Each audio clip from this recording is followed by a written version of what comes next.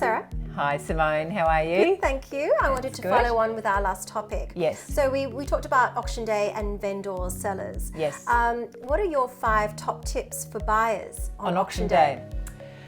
If I were a buyer, and I guess being on the other side of the equation, I've seen it all, and I see, I guess, we kind of know what works and what doesn't for buyers. I think, first of all, being completely prepared. Being prepared in terms of knowing what your top price is that you're going to pay on the day and sticking to it. Maybe having in your mind, if there is maybe a buffer price, if you were pushed and it was the last bid and you thought, you know, it could, just for that extra 1,000 I could get it, having maybe that in your mind as well. So being prepared with price, being prepared with your finances, definitely. So always asking the agent before auction day, how are they going to accept the deposit on the day? Is it going to be electronic via a deft app? Or are they going to accept cheques? Are they going to accept some form of cash where the rest of the deposit is transferred via EFT later that day? So making sure that you're aware of the deposit requirements. I would also ensure that you've got support. I think knowing that buying a home, you don't do that very regularly and it can be quite nerve-wracking. So having at least one person there to provide support if you get the wobbles. Yep. And certainly we've seen many occasions when we're signing the contracts that we've got buyers there that are literally shaking and needing water and needing to calm down. So I think having someone there to support is a really good idea. And making sure that you love the property. This is the one, I think. You don't want to go into an auction being sort of half-hearted about it. The bidding strategy of an auction is really crucial. I think if you show the auctioneer your intent from the beginning, when the auction is opened out to the public, we often see buyers who are very keen on the property will stand right in front of the auctioneer with their back to the rest of the public. Now that is showing a very, very strong signal that I'm here, I'm serious, I'm here to buy the property, and you know, no one knows the budget of this particular person, but it shows their intent. And as an auctioneer, I don't know how you feel about that when a buyer... I think we find that 90% of the time, the opening bidder tends to be the bidder at the end. Yeah, that's interesting. It shows confidence. I think it shows confidence, and it does, as much as you can have some control and power against the auctioneer, it does show a very good, strong stand. So do you think then a buyer tip would be to open up the auction with a bid? Yeah, I think it also is regarding your personality type. So some people like to just kind of observe, see who's there, who's bidding, what's the lay of the land before they dip their toes in. I think just as part of the thinking prior to the event is to just know when you are going to put your toe in, because some people just, as you know, wait too long and it runs away with them and they're not in part of the running.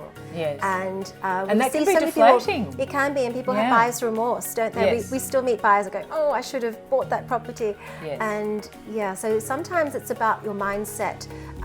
As you said, the intention.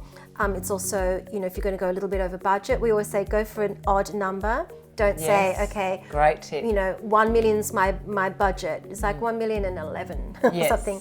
But work out what's another $20,000 to you. What's $20,000 over 10 years? Is it, That's so true. You'll never think about it again. Exactly.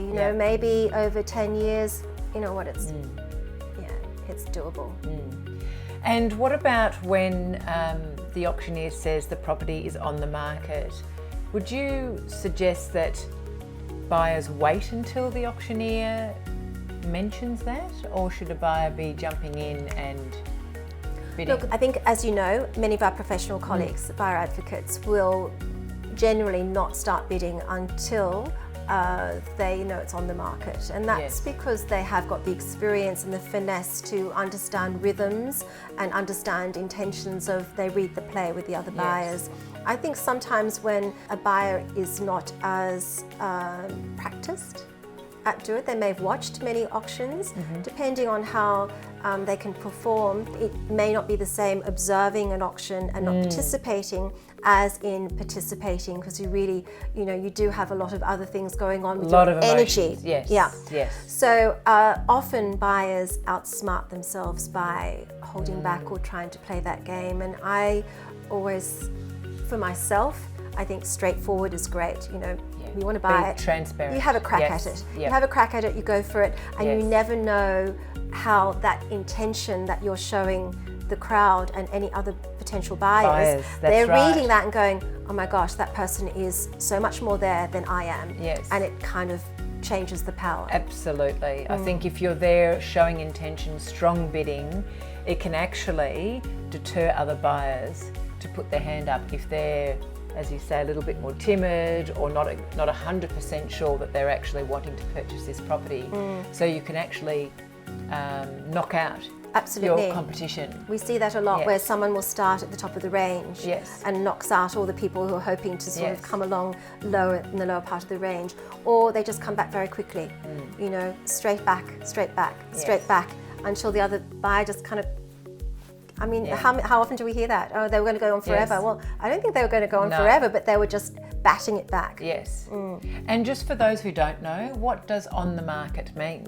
On the market means that we've hit the vendor's reserve at some point, and now the vendor has instructed us to sell. So it means the highest bid under the hammer will win the property. And is that an unconditional? Absolutely, an Sale? auction, yes. Yes.